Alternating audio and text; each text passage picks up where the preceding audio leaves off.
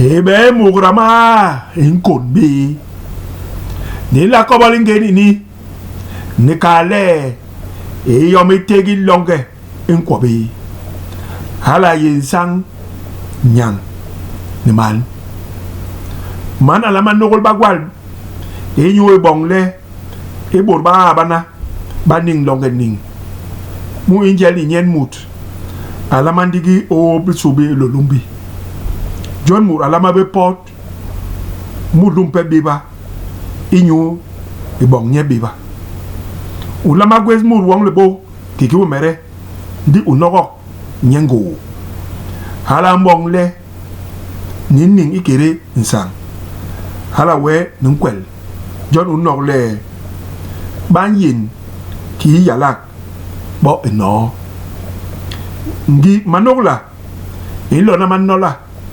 Inyu le man takbe habi mbokok longe ni bokok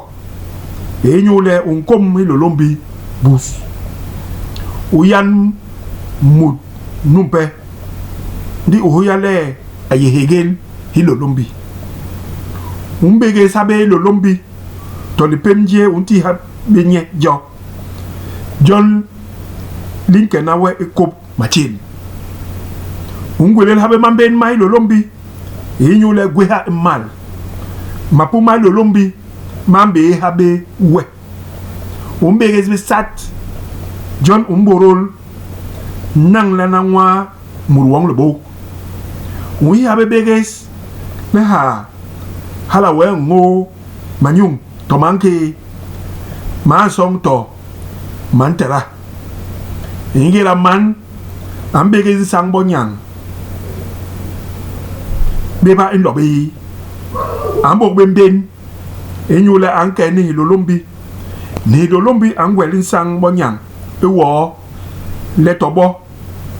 Babok bang bin Hala we ibut Ba bana Bangum minkang wap isi Hala we banchil Bigi sat Banchil manola Banchil nding